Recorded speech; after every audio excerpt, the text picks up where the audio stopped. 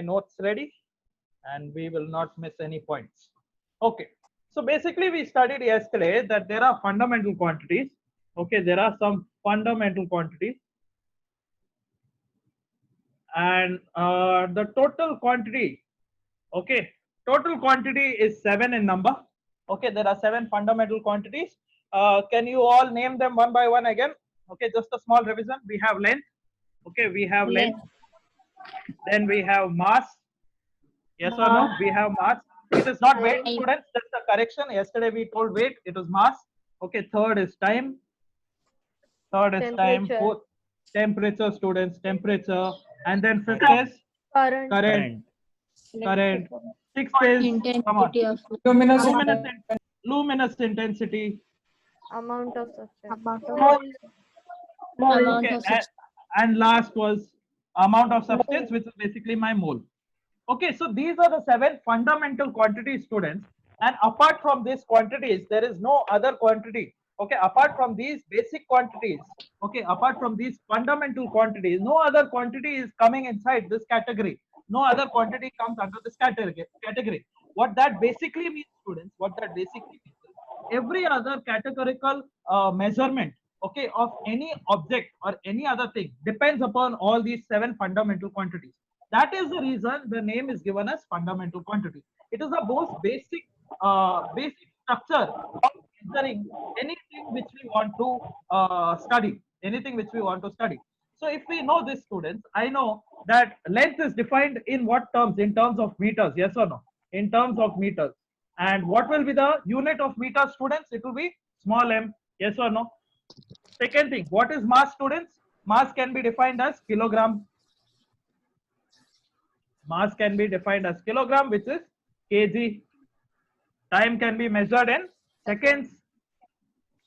Okay, and that is defined as s. These units which I am writing here, these symbols are important. Okay, as we go on in today's lecture, you will understand why. Okay, temperature is measured in what, students? Kelvin. And the symbol is K. Current is measured in amperes. Yes or no? So I will write amperes. It is A. Luminous intensity is basically capital C with a D, and mole is basically defined as MOL itself. So these fundamental quantities, okay, apart from these fundamental quantities, students, apart from these fundamental quantities, there are 2 supplementary quantities as well. There are 2 supplementary quantities as well. And so I want you to pay attention on those 2 supplementary particles as well. Okay, they will come in your exams. And so let's study about this fact that the 2 supplementary quantities is plane angle, and second is solid angle. Solid angle. Okay, these are 2 supplementary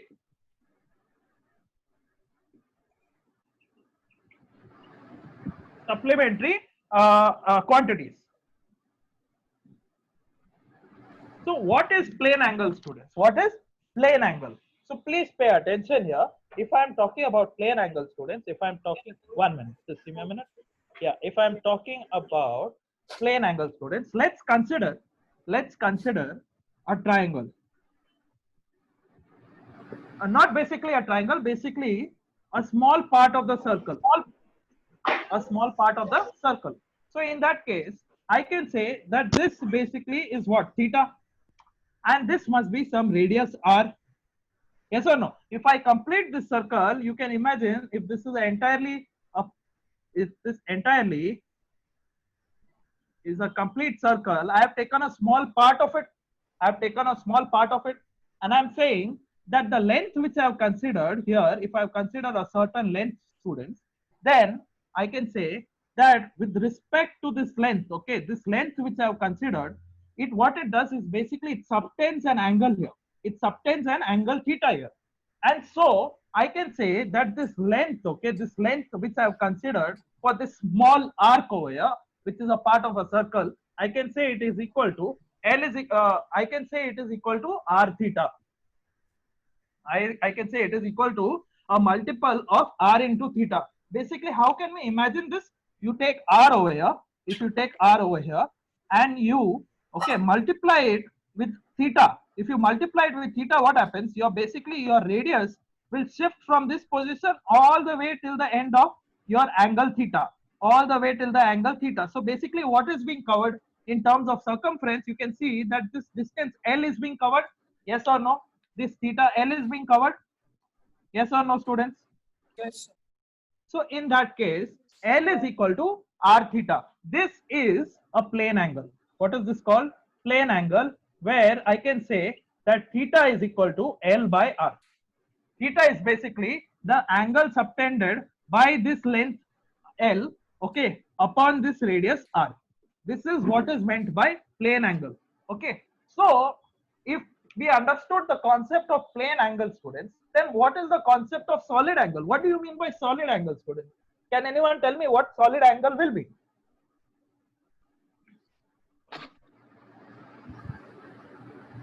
The What is that? intercepted area. Okay, so see, okay, so what is a solid angle is basically if I take a sphere this time, what I will take is a sphere instead of taking a plane angle. Plane angle is what? 2 dimensions, 2D. Solid angle is 3D. Okay, so when I'm talking about solid angle, I am talking about a sphere. So in a sphere, students, I cannot consider a length L. Okay, in a sphere, I cannot consider a length L. But what I can consider is basically an area. So I will consider a small area, students, here. Let's say that this is some area. Okay, this area will basically what it will do. If I consider this small area, let's call it A. Definitely, this area is going to subtend an angle at the origin. Yes or no? So I can extend this all the way to the origin. And if I'm extending it, I can see that the angle which is subtended by this area also will be somewhat like this. Yes or no? It will be a cone. Can I say it is a cone, students? Can you see it? Are you able to imagine this? So this here is called solid angle. This here is called solid angle. It is basically when you consider a certain area in a sphere, okay, that area is not going to subtend a 2-dimensional angle. It is not going to subtend a 2-dimensional angle. It will subtend a 3-dimensional angle. 3D. It is a cone here. Okay. So in this case, students, in this case, my theta, basically the angle which is being subtended by this area theta will be equal to the surface area which I have considered S, or in this case A. Okay, in this case I have taken A. So the surface area of this sphere upon r square. R square meaning this is my radius r. So it is basically equal to theta equal to A upon r square. A is basically your surface area and r is going to be a radius. Okay, so what is the difference between a plane angle and solid angle, and why are we studying this? Basically, you want to know why are we studying this and where is this being applied? That's the main purpose, isn't it? Before I tell you that, always remember the fact that this theta, when I'm considering that theta is equal to A by r square, right? It is basically a solid angle which I'm considering. This is measured in steradians. What is it measured in? Steradians. Okay, and when I was talking about plane angle, students, in plane angle, what I was telling you, that theta equal to L by r. Yes or no? Theta equal to L by r. So in this case, this theta is measured in radians. This theta is measured in radians. So if it is not clear for you what radians are, don't worry, you will study that in maths. Okay, it is basically multiples of pi, 2 pi, 3 pi. Okay, all that we will study, you will get to study in maths. Then also, if you have a doubt, please let me know, because I am here to solve all of your doubts. Okay, so we understood what is plane angle and solid angle, but what is the use of this? Okay, what is the use of this? Suppose I say that that this is my eye, students. Let's consider this to be my eye. Okay, and I am just telling you that there is let's say we are looking at the moon. We are looking at the moon, right? Now we know that the moon is it is very large in size. But still, when we look at it with our naked eye, what is happening is basically you are seeing the moon as small as your, even smaller than your palm. Basically, you're looking at it, it's basically even smaller than your palm when you're looking at it in the night sky. So it is very difficult to understand how large this is, how large the moon is, or how large the sun is, whatever you want to consider that to be. And the reason it looks small, students, the reason is looking small is because of this concept called solid angle. Basically, what is happening is the theta angle which this surface of the moon is actually subtending on your eye. Okay, this theta angle which is being subtended on your retina is so small. This angle is so small that the image which falls onto your retina, the image that falls onto your retina is extremely negligible. Is extremely negligible. And how is it defined? Now, this is of course going to be a solid angle, yes or no? Because that is three-dimensional. So here you can see theta is equal to surface upon, which if I consider this to be my entire surface of the moon, then surface upon r square. Basically, angle is being reduced by how many times?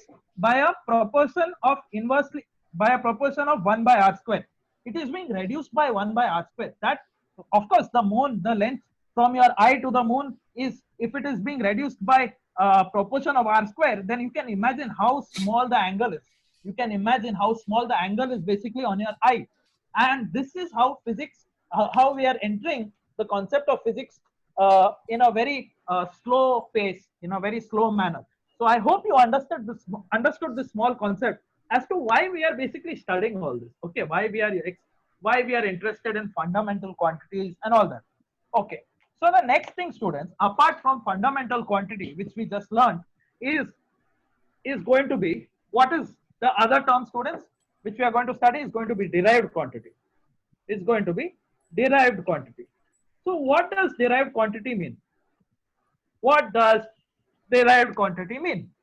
Okay, the basic definition in your book says the physical quantity that depends upon any other physical quantity for its measurement are known as derived quantity. Or also another definition which says measurement of derived quantities directly depends, blah blah blah. Okay, it is all basically bookish.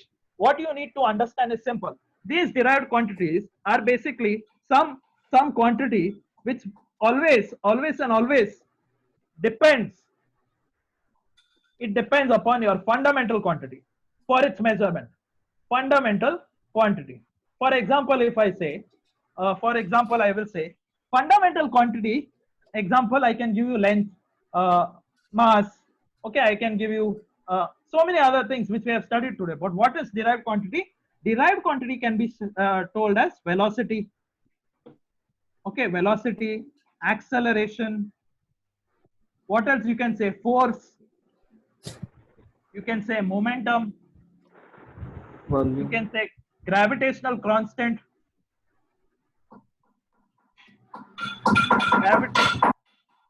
Gravitational constant.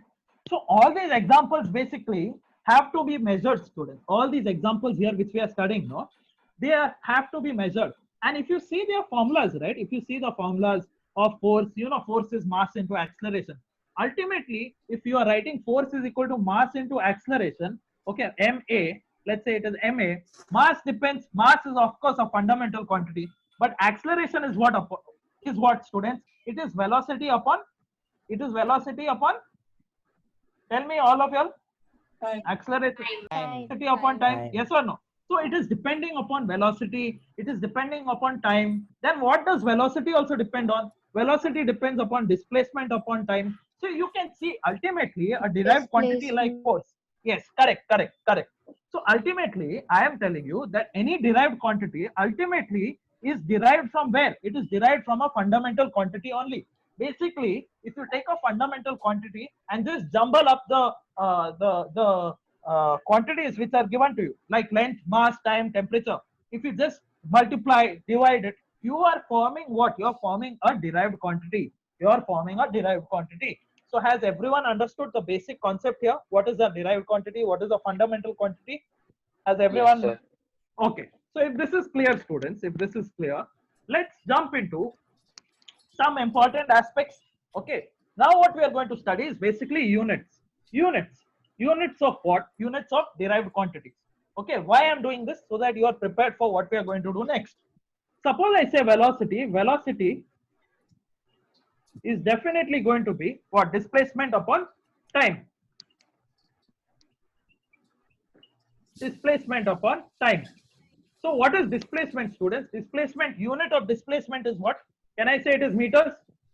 And time is what, students? Time is seconds. So velocity can be measured as, velocity is measured in terms of meter per second. Velocity is measured as meter per second. Yes or no? Similarly, let's talk about acceleration. Acceleration depends upon what? It depends upon velocity upon time. Okay, and velocity depends upon displacement upon time. So you can see here that the units of displacement is going to be meters and time is going to be second. You can see that this is going to have a reciprocal 1 by t and it is going to be upon second square. So acceleration has a unit of meter per second square. Okay, acceleration has a unit of meter per second square. Now let's look at the next one. Next one is going to be what? Let's say it is going to be work. Work is defined as what, students? Can anyone tell me? Work is defined as? We have all studied this. Force into displacement. Yes, force into displacement, students. Force into displacement. Okay, but force depends on what quantity. You can take force is equal to ma. You can take force is equal to g m1 m2 upon r square. What else you can take force to be? Tell me. You can take force is equal to in electrostatics E is equal to F by Q, students. Okay, so you can take force is equal to Q into E. You can do all of this. Any formula you take, okay, ultimately the units of it will come up to be fundamental quantities only. So we know that force, let's take an easy one, students. Force is equal to mass into acceleration. We just did it. If it is equal to mass into acceleration, I can say mass unit is meters. Mass unit is, what am I saying? Kg. Mass unit is kg. Acceleration unit is what, students? Meter per second square. Meter per second square. So this is what, students? This is the unit of force. What is the unit of displacement? Unit of displacement, I can say it is going to be meters directly. So a multiplication of meters and kg meter per second square is going to give me what? It's going to give me kg meter square upon second square. So this is what this unit belongs to work. Okay, you can derive this from any formula, students. You can take force to be anything, whatever equation you know. Ultimately, your work, okay, ultimately the units of work will depend upon these fundamental quantities only. What it will depend upon? Kg, this is a fundamental quantity. Meters, second, these are all fundamental quantities. Let's talk about our last one. Let's look at our last one. Let's talk about pressure, students. What is the formula for pressure? What is the formula for pressure? Force upon area. Force upon area. Pressure is force upon area. Force upon area. So what is force depending on? Just now we saw it is going to be kg meter per, tell me, second square upon area. Area, what is the unit of area, students? What is the units of area? Meter square. It's going to be a meter square. So what is it going to totally be? What will it be? You can see here. What will it be? Kg meter per second square into 1 upon meter square, isn't it? So this will get cut. What remains is kg. You have upon meter, meter and second square. This is what will remain. So this is a formula for pressure. This is the formula for pressure. Pressure depends upon area, students. Pressure depends upon area. And so if we have understood this, students, let's come to a new aspect called system of units. System of units. Yesterday I had given you a small introduction. I had stated, students, that in different areas of the world, people measure things in different terms. Okay. In different areas of the world, people measure things in different terms. So there is one system. It is called CGS. What is it called? CGS unit system. Okay. What is CGS, students? What is CGS? Okay, CGS. Centimeter. C stands for centimeter. Gram second. Yes, gram, and this stands for second. This is called CGS unit. Okay, so you can see a centimeter can be defined as, and G can be defined as, these are the units, of course. So this is one particular system called CGS unit. Mostly this is not used in many parts of the world today, but this used to be one system wherein we used to measure things in centimeters, gram, and seconds. Another system of units, students, okay, another popular system of units is going to be which one? Has anyone heard? Let's say MKS system. What is MKS unit system stand for? Meter, kilogram, second. Meter, kilogram, seconds. Okay, so this stands for meter, kilogram, and this stands for second. This is a famous one. This is mostly used in India. Let's say about the English system, that is FPS system. What is FPS system? Foot, Foot, pound, Foot, second. pound, Pound second. seconds. foot, pound, and seconds.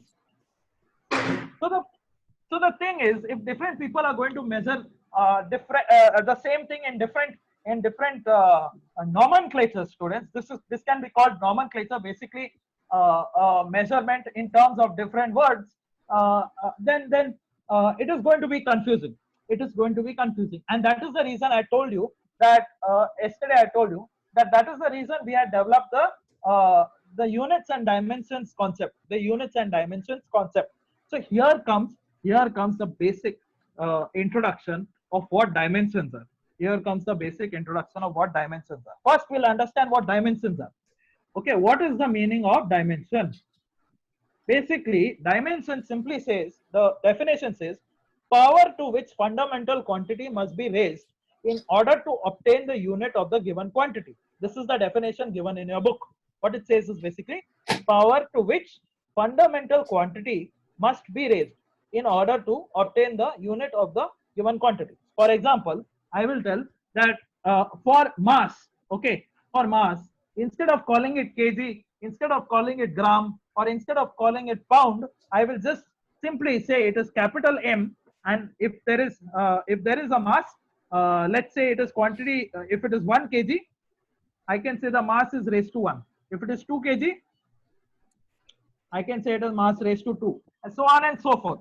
Okay, so this what happens because of this, students? Because of this, my confusion of pound, converting it from pound to kg to gram, it becomes easy. Basically, this is called the international system. International system is they have developed this concept called dimensions.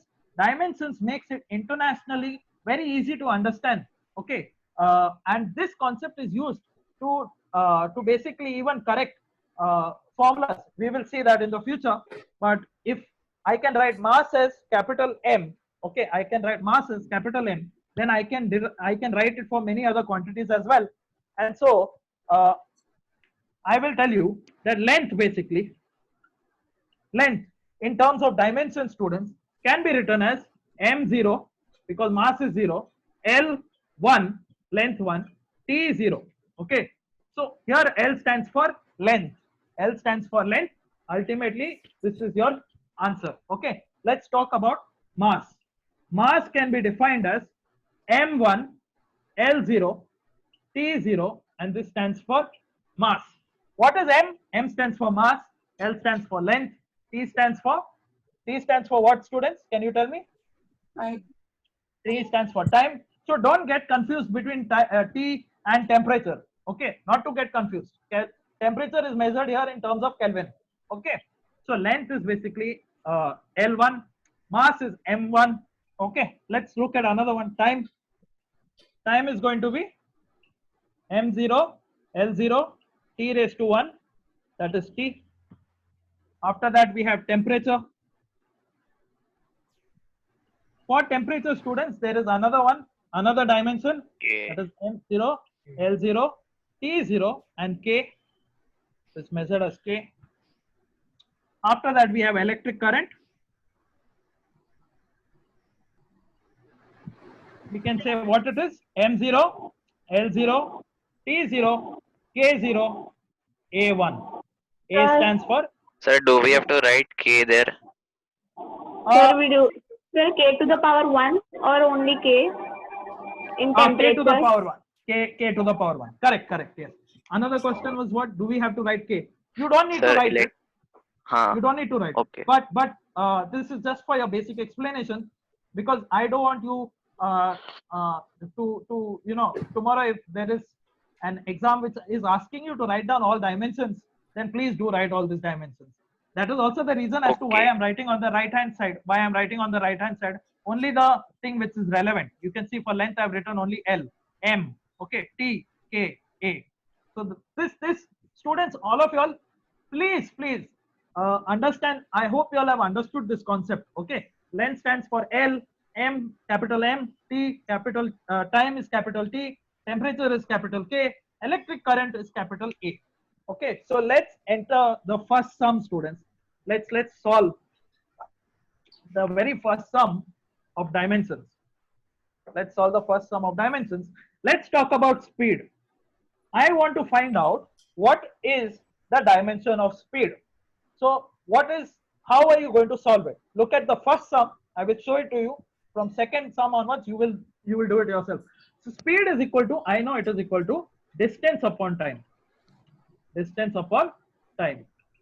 And if I have to find out dimensions, the basic criteria for finding out dimensions, okay, first step is to first put it in a bracket. You have to put it in a bracket. This bracket symbolizes dimensions, students. This bracket symbolizes dimensions. So now I know that distance, dimension of distance is what, students? Dimension of distance is what? Tell me. It is going to be L1. L1. And dimension of time will be what, students? T1. Yes or no? So now comes the concept of exponents here.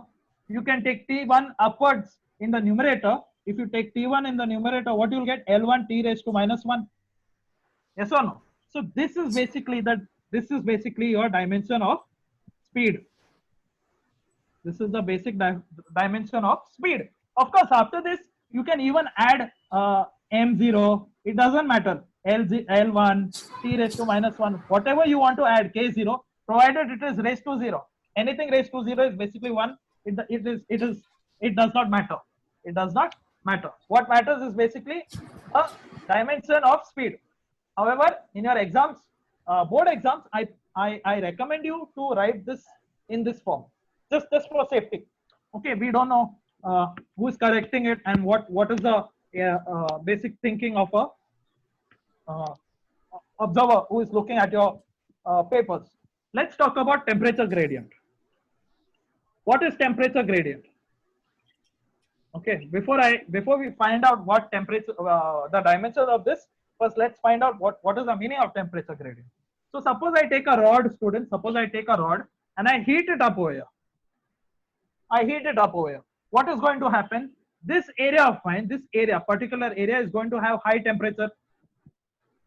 This is going to have high temperature, and as soon as you keep walking towards this area here, it is going to cool down. It is going to cool down. So here you can see that the temperature is varying in terms of distance. Temperature varies in terms of distance. With this being the hot portion, this being the medium temperature portion, and this being the most cooled portion. So this is what the meaning of temperature gradient is. Okay, temperature gradient's basic formula. You don't need to by heart this formula. Okay, these formulas will be given to you in exams also. So temperature gradient is given as temperature upon distance. Okay, it makes sense once we have understood the concept. Temperature upon distance. So come on, tell me everyone, what is the dimensions of this going to be? What is the dimensions going to be? Step 1, what you will do? Put this in a bracket. This is your step 1. Step 2 is basically write the dimensions. On the RHS side, we are considering RHS now. So what is the temperature's dimension, students? I can say it is what? Is it T or K? K. Everyone can? It's going to be K. Be firm on that. Yes, be firm on that. And being firm comes with practice. T0, K1 upon what is going to be the dimension of distance is going to be L1, yes or no?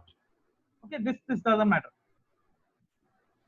So ultimately K1 upon L1. So what is it going to be? K1 L raised to minus 1. K1 L raised to minus 1, and of course you can put every other thing here, M0, whatever you want to put, L raised to minus 1, T0, K raised to 1, whatever. Okay, but main thing is this K1 raised to L, K into L raised to minus 1.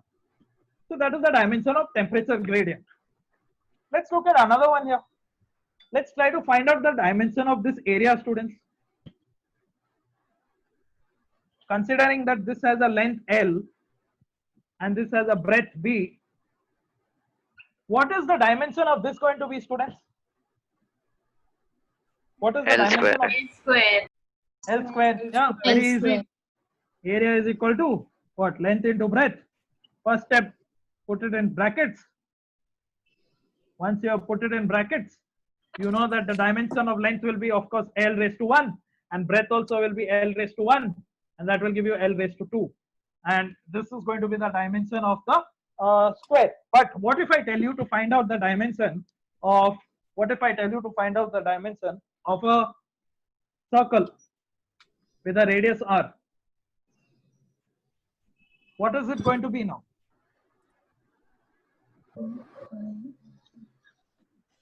So for that, what Square. we need to know?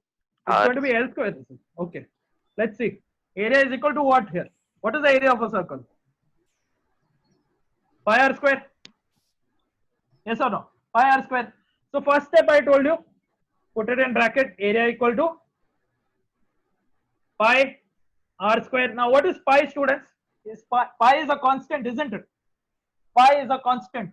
So we have nothing to do with pi. You forget pi. What is r? R is, anyways, whatever it is going to be some length, no? R is going to be some length. So I can say that it is L raised to the power 2. So students, one thing I want you to understand is basically you take area of anything, your dimension should be L square. Whatever it is, your dimension should be L square. Suppose I ask you now to find out the volume of a cube, students. What will it be? L cube. Okay, dimensions of a volume. So volume is basically what?